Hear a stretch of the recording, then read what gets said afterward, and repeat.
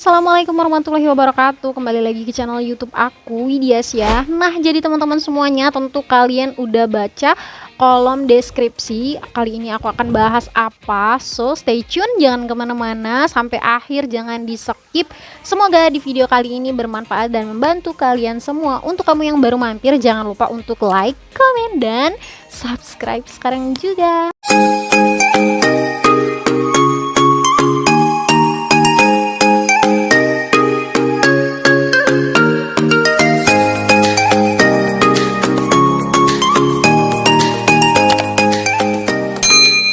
Jadi teman-teman, di video kali ini aku bakal kasih tahu sama kalian ya, untuk yang udah jadi guru pasti pengalaman banget tentang hal ini. Nah, untuk kalian nih yang bakal jadi calon guru ya, ini semoga sedikit mempertimbangkan kalian untuk mempersiapkan kalian langkah apa yang bakal kalian ambil ketika menghadapi problem yang seperti ini, menghadapi peserta didik.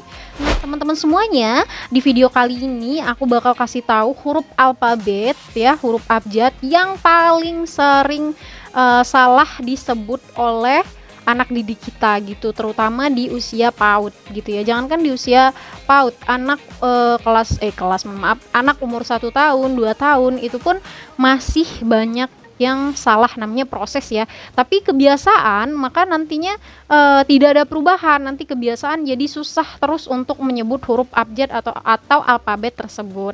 Nah, jadi teman-teman ya, berdasarkan pengalaman aku mengajar, yang paling sering kali anak itu salah dalam penyebutan alfabet itu yang pertama ada huruf L.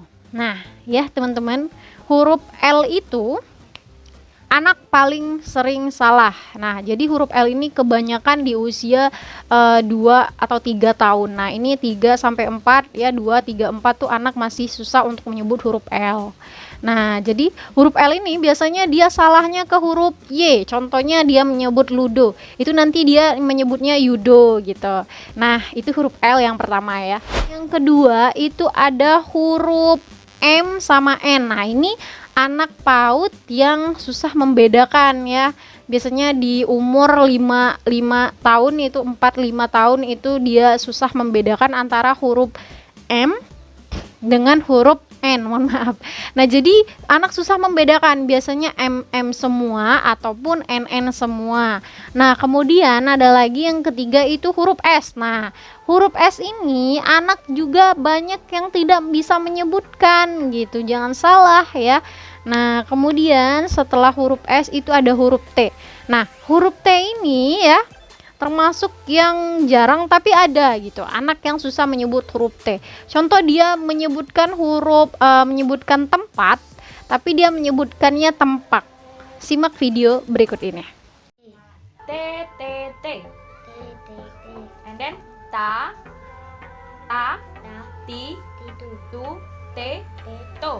Nah, kemudian tepat. Ini ujung lidah, at. Lidah ke ujung gigi, at. Tepat. Kat.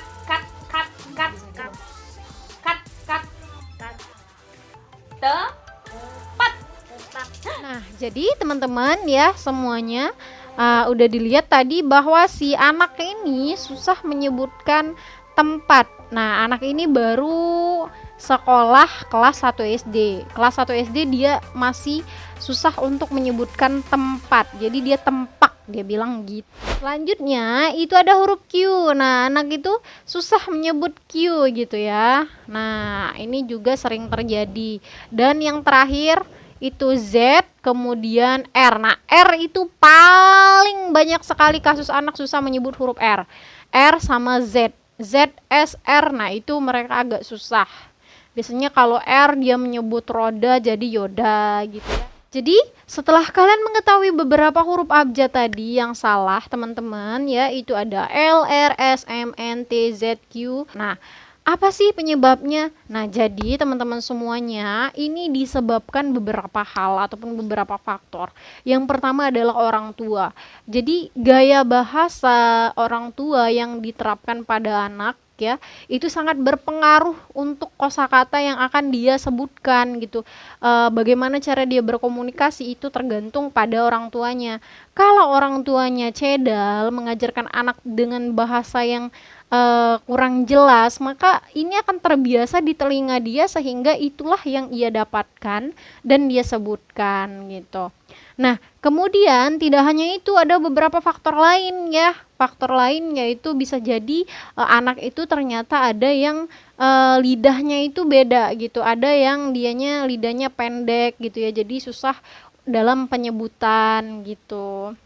Nah, kemudian ada lagi yang anak susah menyebutkan, itu biasanya dia tidak jelas gitu, tidak mau, mohon maaf, tidak mau, lidahnya itu tidak mau menyentuh langit-langit seperti si Tama itu tadi yang di video tadi, dia tidak bisa menyentuh itu. Jadi, nah, bagaimana solusinya? Nah, jadi sebagai orang tua mulailah untuk berbahasa yang benar ya.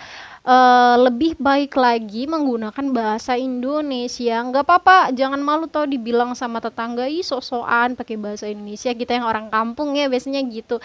Padahal bahasa tersebut adalah untuk memacu perkembangan bahasa anak. Misalnya enggak diganti dengan tidak gitu. Yang lebih baku bahasanya nggak apa-apa, karena anak usia segitu sangat perlu perkembangan dorongan dari kita. Bagaimana kita, seperti itulah anak kita gitu.